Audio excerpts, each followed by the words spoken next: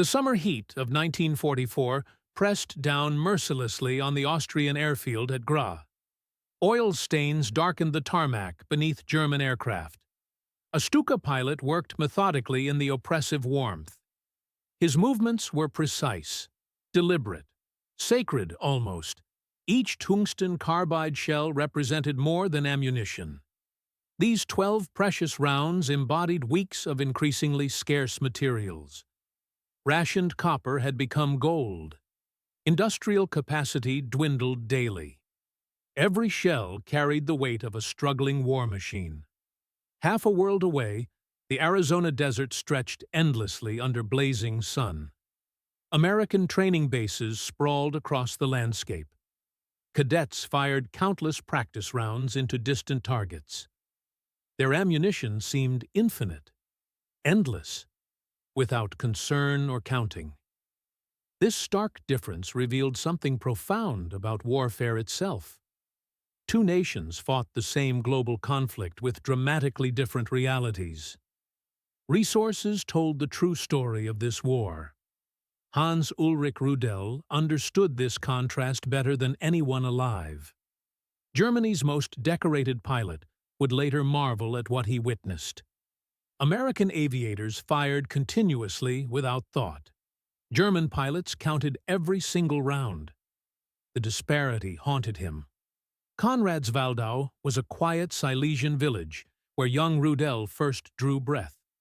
July 30, 1916, marked his arrival into a world that would soon explode into global warfare. His father served as a Lutheran pastor. The family lived simply, modestly. Nothing about the pastor's son suggested future military greatness. He avoided alcohol completely in an Air Force culture that celebrated hard drinking. Physical fitness obsessed him, while others remained casual about training. His early flying performance was mediocre at best. Flight instructors nearly dismissed him from training entirely. Then Europe erupted into total warfare. Something extraordinary awakened within the struggling student pilot.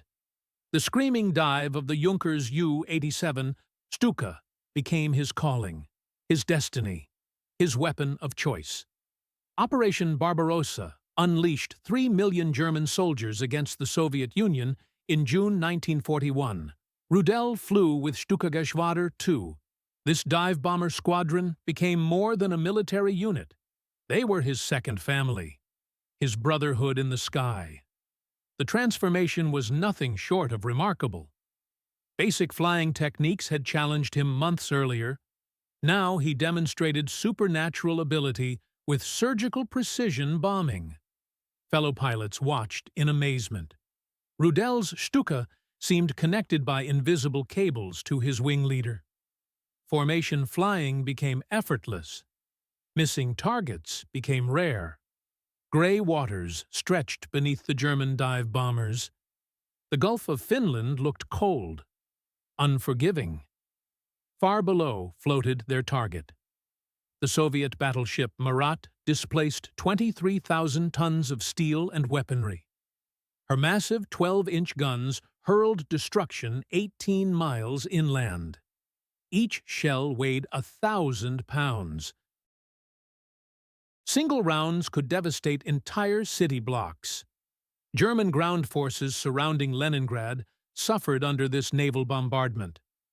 The Marat represented more than an obstacle. She was a floating fortress of destruction. But Rudel saw opportunity where others saw impossibility. Previous attempts on the massive warship had failed repeatedly. Layers of anti-aircraft guns protected the vessel. The sky filled with deadly flak bursts during each approach. Flying through walls of steel and fire had become routine. Yet Rudel remained determined to succeed where others had failed. 9,000 feet above the Baltic waters, Rudel pointed his Stuka's nose directly downward. The battleship's deck grew larger in his bomb sight. Anti-aircraft fire intensified as altitude decreased. Tracer rounds streaked past his cockpit. Flak explosions rocked his aircraft violently. Dozens of feet above the water, Rudel made his critical decision. The 2,000-pound armor-piercing bomb released. He pulled back hard on the control stick. Behind him, tremendous explosion erupted. His bomb had found its mark perfectly. The weapon penetrated deep into the ship's forward magazine. Thousands of tons of ammunition detonated simultaneously. The blast could be felt miles away across the water. Smoke cleared slowly. The pride of the Soviet Baltic Fleet was settling into shallow waters. Her back was broken. Her guns fell silent forever. Hans Ulrich Rudel had accomplished something unprecedented in aviation history. A single pilot in a two-man aircraft had sunk a battleship with one perfectly placed bomb. The achievement would have been remarkable in any context, but the circumstances made it truly extraordinary. Germany was already feeling the crushing strain of global warfare by 1941. The Third Reich's industrial capacity, impressive though it was, could never match combined Allied output. America, Britain, and the Soviet Union together represented impossible odds. This reality showed itself most clearly in ammunition production and distribution. German Army ammunition expenditure told the story in stark numbers. Daily consumption rose from 1,557 tons in 1942 to 2,453 tons in 1943. By 1944, the figure reached an astonishing 2,410 tons daily. Yet production struggled desperately to meet this voracious demand. Workers of military age were being drafted from factories and munitions plants by 1942. Prisoners of war replaced them. Slave laborers filled production lines. The quality of German ammunition began suffering immediately. Experienced craftsmen disappeared into combat units. Forced laborers worked under harsh conditions without proper training. Brass shortages forced Germany to manufacture bullets from soft steel. These rounds rusted in storage facilities. Cheap lacquer coatings melted in machine gun barrels. Quality control became nearly impossible under these circumstances. Luftwaffe pilots like Rudel lived with these constraints daily. A culture of extreme conservation developed naturally. Every round mattered critically. Every bomb had to count perfectly. The 12 tungsten carbide shells in a Stuka's wing cannons represented precious materials that might never be replaceable. Pilots learned harsh lessons quickly. First shots had to be best shots. Second chances might never come. Meanwhile, across the Atlantic Ocean, America was mobilizing the most powerful industrial machine in human history. Franklin D. Roosevelt called for unprecedented production in May 1940. The goals seemed impossible. 185,000 aircraft, 120,000 tanks, 55,000 anti-aircraft guns, 18 million tons of merchant shipping, all to be produced in just 2 years. German intelligence dismissed these figures as propaganda. The estimates proved conservative instead. By war's end, U.S. factories had produced over 300,000 planes. By 1944, American industry manufactured 2/3 of all Allied military equipment used in the war. This represented more than quantity. It embodied a fundamentally different approach to warfare itself. American pilots trained with abundance that would have seemed impossible to German counterparts. The contrast was staggering. The United States produced 41.4 billion rounds of small arms ammunition during the war. This figure was so vast, it allowed extensive training programs using live ammunition constantly. Military estimates suggested 45,000 rounds of small arms ammunition were fired to kill one enemy soldier. This ratio reflected not just combat expenditure, but the luxury of comprehensive training programs. American pilots used North Carolina waters for target practice. They dropped so much ordnance during training exercises that unexploded bombs still wash ashore decades later.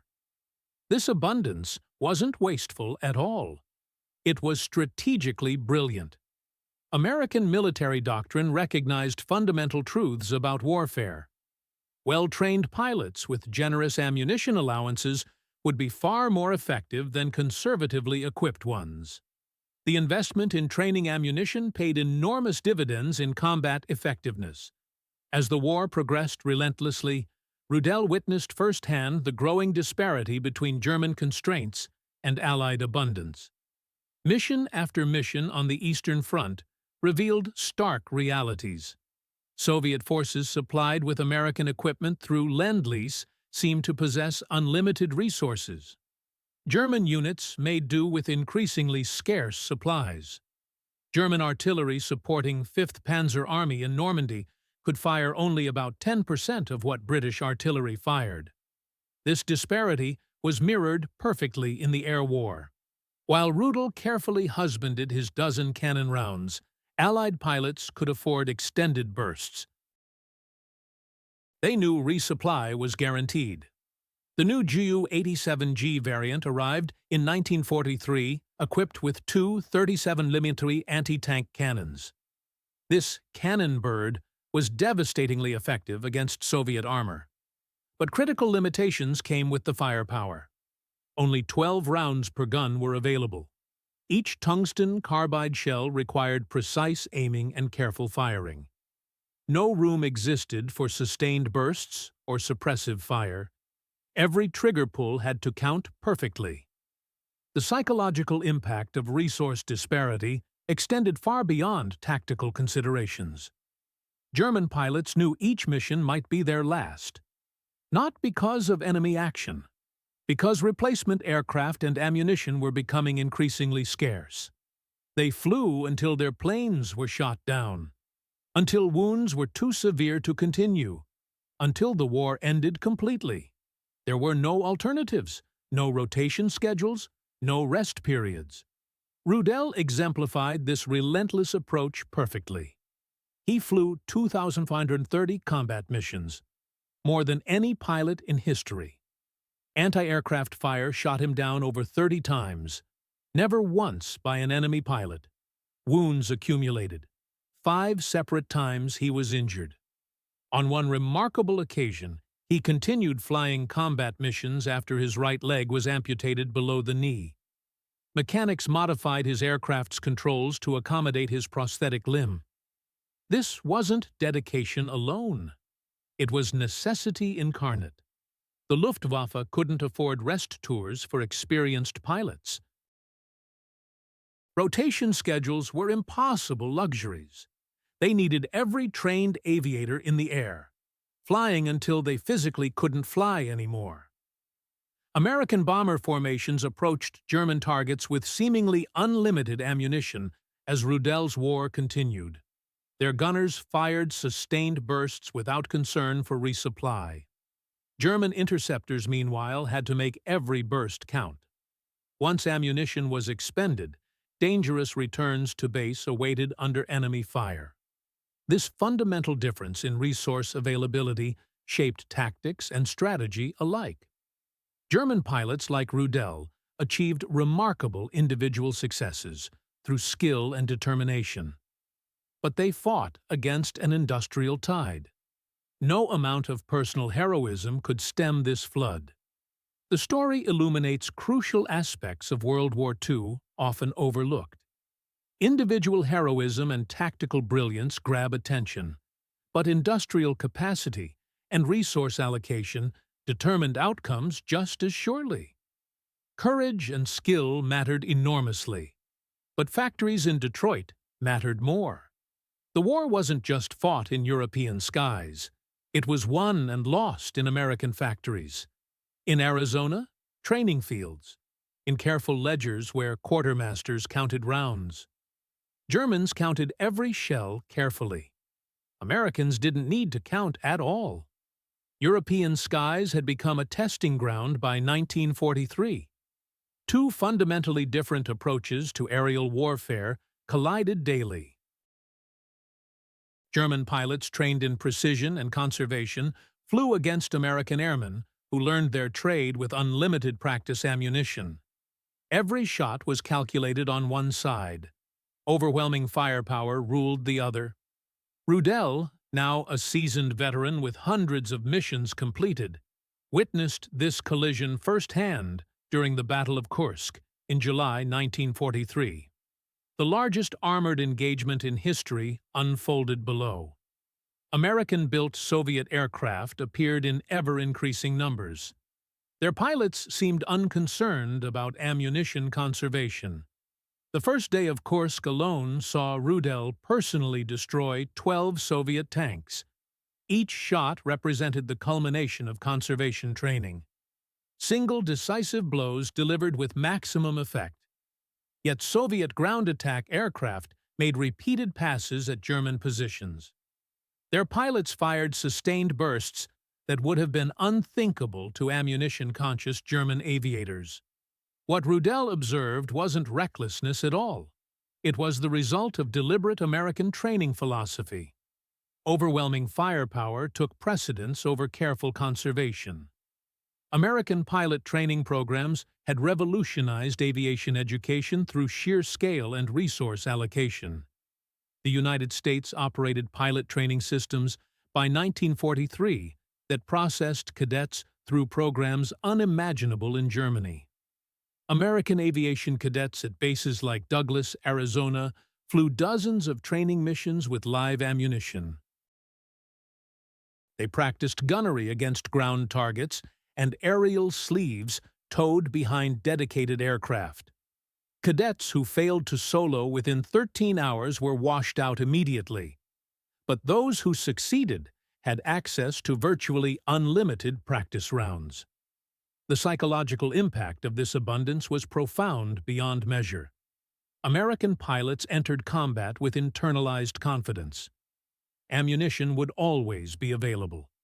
They had been trained to fire sustained bursts, to use suppressive fire effectively, to overwhelm targets with volume rather than relying solely on precision.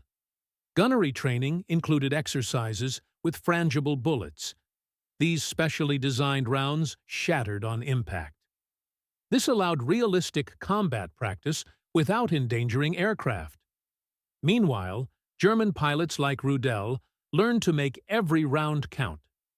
Replacement ammunition was never guaranteed. The contrast couldn't have been starker. American abundance versus German scarcity. Quantity versus quality. Industrial might versus individual skill. Winter gripped the Eastern Front as these realities became increasingly relevant to German survival. The Wehrmacht was fighting a defensive war now. Every round of ammunition had to serve multiple purposes.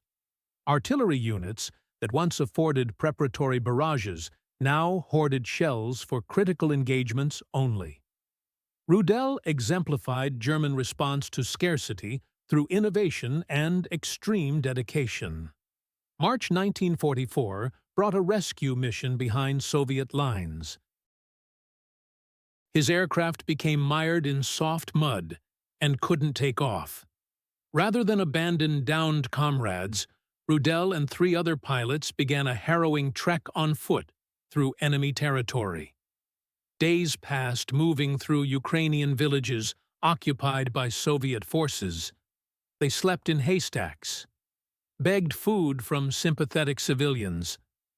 When they reached the Narrows and Dniester River, Rudel swam across icy water in his underwear. Hypothermia nearly killed him. During this desperate journey, he formulated what became his life philosophy. He is only lost who gives himself up for lost. This incident revealed stark realities of German aviation by 1944. Pilots were so valuable that extraordinary risks were taken to recover experienced airmen. Every trained pilot represented months of scarce fuel, ammunition, and instructor time. Germany could no longer afford to waste any of these precious resources. While German pilots swam frozen rivers to save trained personnel, American training facilities produced aircrew at unprecedented rates. The U.S. Army Air Forces reached maximum strength of 2,411,194 personnel in March 1944. This represented approximately 31% of the entire U.S. Army. Massive expansion was supported by equally massive expenditure of training ammunition. American bomber crews trained with practice missions using actual ordnance. Thousands of bombs dropped on ranges across the American Southwest. Fighter pilots fired millions of rounds in training exercises. They learned to use weapons as tools of overwhelming force rather than precious resources requiring careful conservation. The philosophical difference was profound beyond words. German training emphasized precision because scarcity demanded it absolutely. American training emphasized saturation because abundance allowed it completely. When these approaches met in combat, results were predictable. American pilots could afford to miss first shots. They knew more ammunition was always available. German pilots couldn't afford such luxury. Each trigger pull had to count. Early 1945 brought Soviet forces pushing deep into German territory. Rudel witnessed final collapse of German ammunition supply systems. During one mission, his gunner Erwin Henschel drowned while making their way back to German lines after another forced landing. Henschel had flown 1,400 sorties with Rudel over 2.5 years. The loss devastated Rudel, who regarded Henschel as a brother. But personal tragedy couldn't stop the relentless arithmetic of ammunition scarcity. February 8, 1945, brought an attack on Soviet positions. Rudel's Stuka was hit by anti-aircraft fire. The damage was catastrophic beyond description. His right leg was nearly severed below the knee. The aircraft limped back toward German lines, while Rudel bled heavily and lost consciousness. Remarkably, he managed to land the damaged aircraft. Doctors had to amputate his right leg. Most pilots would have considered this the end of their combat career. Rudel was back in the cockpit within weeks, flying with a prosthetic limb. Luftwaffe mechanics modified his aircraft's controls brilliantly. Foot-operated brakes became hand controls so he could continue flying combat missions. This wasn't heroism for its own sake. It was desperate expedient of a military machine that literally couldn't afford to lose experienced pilots. Every trained aviator represented resources that no longer existed for replacement training. American pilots encountering German aircraft in these final months often remarked on their opponent's skill and determination. But they also noted something else significant. German pilots fired in short, precise bursts. American doctrine emphasized sustained fire to overwhelm targets completely. Captain Charles "Bud" Anderson, a P-51 Mustang ace, later recalled that American pilots were trained to use short bursts to preserve ammunition. But this conservation was relative. An American pilot's short burst might use more rounds than a German pilot's entire ammunition load for a complete mission. The K-14 computing gun sight used by American fighters by 1944 exemplified this difference in philosophy perfectly. This advanced sight calculated proper lead for engaging enemy aircraft automatically, but it was designed around assumptions that pilots would have sufficient ammunition to engage multiple targets successfully. German pilots were still using simpler fixed sights.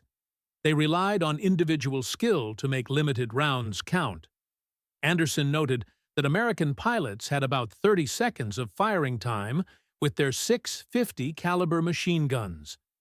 This was luxury that German pilots with their 12 precious cannon shells could only dream of possessing.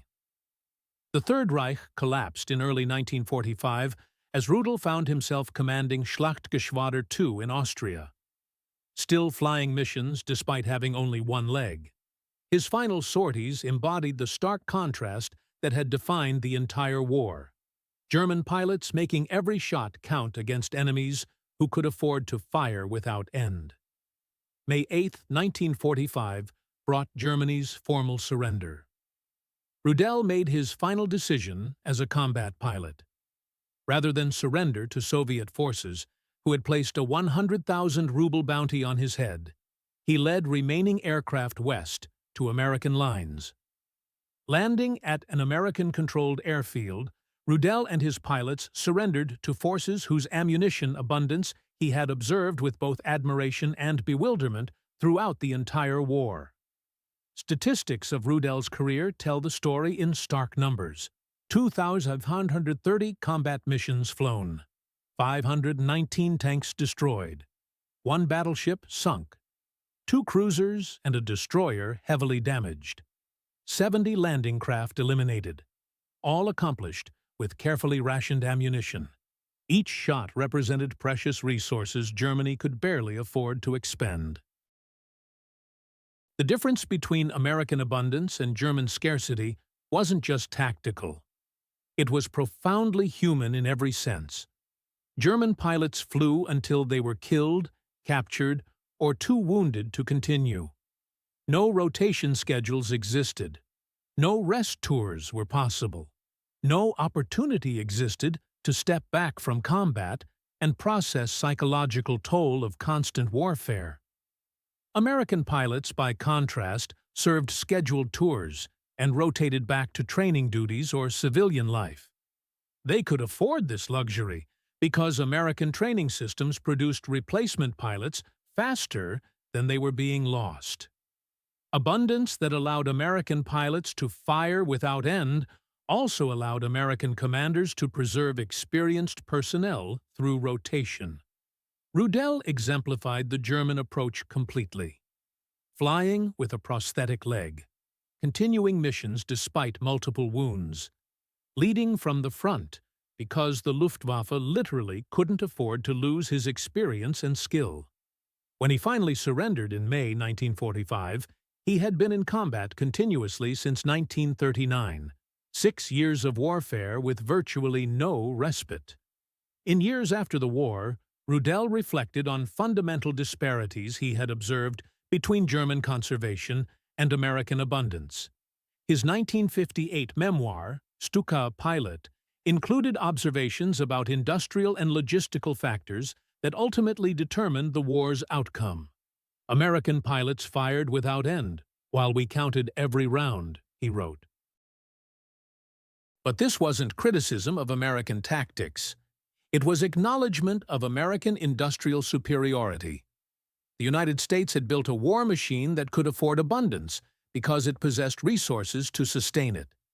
Germany developed tactics of conservation because it had no choice whatsoever. The contrast illuminated broader truth about modern warfare itself. In industrial conflicts, the side that can afford to be wasteful often has decisive advantage over the side that must be efficient. Precision and skill can compensate for resource limitations, but only up to a point. Eventually, quantity becomes quality all its own. The story of Hans Ulrich Rudel and his observation about ammunition expenditure offers profound insights into the nature of modern warfare. His career spanned the entire arc of World War II, from Germany's early victories through its final defeat. His perspective uniquely illuminated how resource constraints shaped tactical doctrine and strategic outcomes. German emphasis on precision and conservation produced individual achievements that may never be equaled. Rudel's destruction of 519 tanks, accomplished with carefully aimed cannon shells, represents efficiency levels that would be impossible to replicate. Each success resulted from skill, training, and desperate need to make every shot count perfectly. But American emphasis on abundance and overwhelming firepower ultimately proved more decisive. The ability to fire without end wasn't waste at all. It was strategic choice enabled by unprecedented industrial capacity. American pilots could afford to miss because they knew more ammunition was coming. This confidence, born of abundance, translated into tactical aggressiveness that German pilots, constrained by scarcity, found increasingly difficult to match. December 18, 1982, brought Hans Ulrich Rudel's death in West Germany. He took with him memories of a war fought with counted rounds against an enemy that seemed to possess unlimited supplies. His funeral was attended by old comrades. Some still wore the Knight's Cross. Others gave final Hitler salutes. Controversial reminders of complex legacy involving skill and dedication in service of a cause, history would judge harshly. But beyond political controversies lies more fundamental truth that Rudel's story illuminates clearly. Wars are won not just by heroes and tactics. They're won by industrial foundations that enable those tactics to be sustained indefinitely. German pilots who counted every round were not lacking skill or courage. They fought an enemy whose greatest weapon was luxury of not having to count at all. In the end, Hans Ulrich Rudel's observation about American pilots firing without end while Germans counted every round captures something essential about modern warfare's nature. It wasn't just about ammunition supplies, it was about industrial capacity, strategic planning, and resource allocation that made such abundance possible. Americans could fire without counting because they had built systems that made counting unnecessary. Germans counted every round because they had to.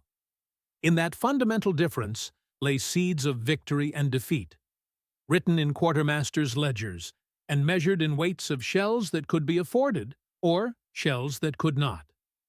The war was decided not just in European skies, but in Detroit factories and Arizona training fields where American pilots learned that in modern warfare, the side that can afford abundance holds advantages that skill alone cannot overcome.